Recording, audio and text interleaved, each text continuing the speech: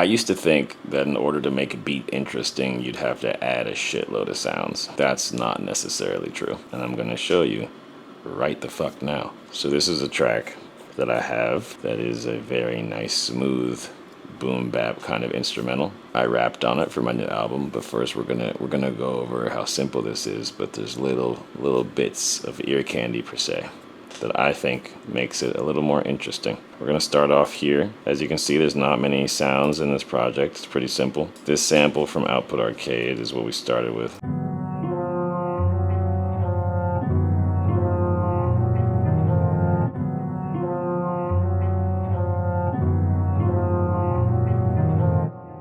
Nice and smooth, really easy. Next we got a kick. What kick is this? Oh, this is from Graves. Shout out to Graves.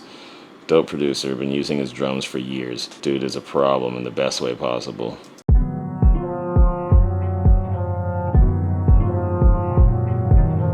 Oh, there goes my light. That's not good. Let me plug this bad boy in. Alright, we're back. We're back, baby. Now your boy is shining just like the thug pimp that he is. Some of you may not know me, but I'm a thug pimp. A pimp thug, if you will. Mac Daddy 9000. Go ahead, go to your local street corner and ask about me, nigga.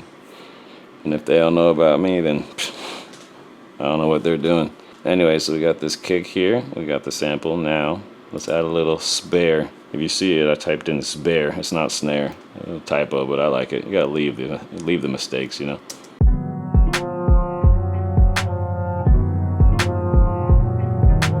And you might be wondering, why am I using the Machine 2 plugin for drums? Well, I used to have the Native Instruments machine. That's how I started back in the day, and I would use their VST to load sounds. And I saved a bunch of drum groups already in there, so I just have a bunch of drum sounds already in groups of like the 16 pads that emulate the hardware of the machine. Yeah, I don't do that anymore, but I used to have so many drums just ready to go. So that's why you're seeing this Machine 2 VST here. So we got the sample, we got the kick and the snare. Then I add a perk right here. I go.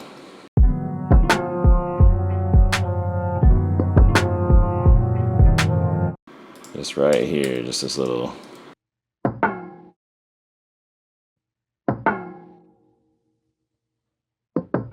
This just gives it a nice, I don't even know what, this is from Output Arcade, but slap boxing is under Trash Drums.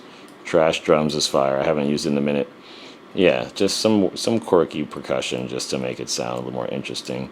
What's this right here? This is another perk. Yeah, this one, as you can see, this is like every 8 bars or something. It's just a little sound that, you know, pattern interrupt, you know, keep you on your toes. Now that's the whole beat, except these blue files, these audio files. I'm gonna play this right here. What's as I don't know. What's as I don't know. What's as I don't know. But I guess that'll be something. So that is audio from an old CBS interview from the 60s I found on YouTube. And you know, guys like Jay Dilla, Madlib, MF Doom, they've been doing this for years. You know, they just intercut little quirky, random, sometimes very cohesive quotes from VHS or old DVDs, weird internet clips, vinyl records. I really like just sprinkling in strange things as well. So yeah, I forgot how I found the interview, but I just went to YouTube and just typed in the first thing that came to my mind. And I just like this older woman just going, what else? I don't know. But it's tucked. As you can see, it's at negative 10.6 dB, and I panned it -4 to the left. So it's not super high in volume, but it just gives it a little something. And as you can see here, or, you know, every like 4 bars or something here and there. At this section right here, I like time stretched it and just fucked with it.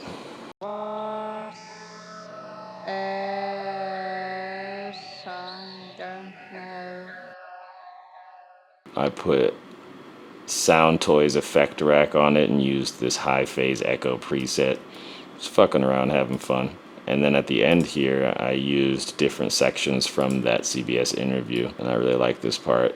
It's this dude interviewing this teenager. I think there is life on other planets. And how do you see this life? How do you visualize it yourself? It's all like queer-looking people. Queer-looking people. They're totally different from the people on Earth. I suppose so. Would you like to get up there yourself and see it? Or Not particularly. Why not? So I like it down here. Would you like to go up to space? No, I like it down here. It's just funny. So that's the whole beat right there. Nothing crazy. So then, exported this beat. I wrote some fire-ass raps over it. Then I said, you know what? It's time to fucking record this shit, bitch. I have been in the habit of recording in a new project. Like, I'll finish the instrumental and I'll bounce the instrumental and take that WAV file into a new Logic project, and then I will record vocals over that in the new project. Back when I had a computer that wasn't the best, trying to help with CPU space or CPU power and etc. I've seen people like Yeet do the same thing. I've seen it. If you like how it sounds, fuck it, whatever. And if your computer can handle doing everything in the same project, then God bless you. God bless you. I'm not over here with the 64 core, 12 gigahertz Apple M4, 128 gigabyte RAM. Like, niggas ain't got all that shit, bruh. Gotta make do over here. I digress. This is the Logic project with all of the instrumental and the vocals. So for my vocals, care about the Bible, didn't read the fable. Plug was mad, you came up short like a pizza table. Unprotected like a left turn. I once knew a white chick that looked like Audrey Hepburn. I once knew a white chick that looked like Audrey Hepburn. True story. No cap in my rap. Oh, you want to know how my voice sounds so good over this beat? You want to see what I did? You want to see the spices and herbs I sprinkled onto these vocals? Look no further. Say no mas. I got you, gangy. So these two vocals right here are me, and then these three are my homie JR15. So let's just look at my vocals here. I took these two, put them into this Vox bus 1. This is my vocals bus for both of my verse vocals, or all of my vocals. There's only 2 tracks. First up, we got EQ, taking out barely anything, 51 hertz. I have a low voice when I rap a lot, so I want to keep that low end, but not all of it, just cut out a little. Then we have a compressor, Logic stock compressor. This is the Platinum Digital. I mess around and just do light dynamics. I'm not trying to make the volume louder. I'm just trying to control the dynamics and make them tight. And shouts out to Help Me Devon Terrell. He didn't teach this to me, but indirectly, yes. I watched one of his YouTube videos. And so this first compressor isn't doing anything crazy. It's just controlling the dynamics, but no volume gain yet.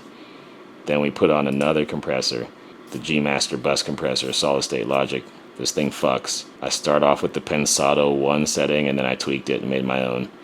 This is where a lot of the volume is gonna get louder. I push this fucking makeup gain. I adjust the threshold until I'm seeing the same 2 to 3 decibels of gain reduction. And then similar ratio as the first compressor. Slow attack, pretty fast release. And then this makeup gain here is at 8.5 decibels. So I just crank that hoe until it's like a little too loud, and then I bring it back down so it sounds good. So that's like, it brings it forward. It's pretty full. It gives that just shit's loud, not too loud. Next up, Isotope Vocal Doubler.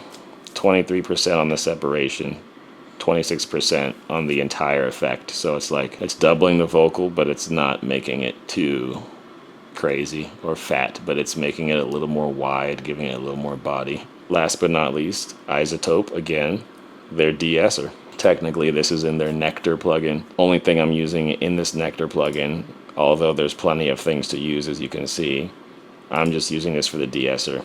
Real simple. This is taking everything from 8,000 hertz in my vocals, and it's bringing it down by negative 1.5 decibels. So those like tss and the ps and the sibilance, all that stuff, if there is any, it's gonna just bring that down a little bit so that those pops, those sounds aren't as crazy harsh, and your vocal can sound fine, but then when you start compressing and adding effects, it can sometimes bring out some of those harsh, higher frequencies. So we just add a little de-essing at the end.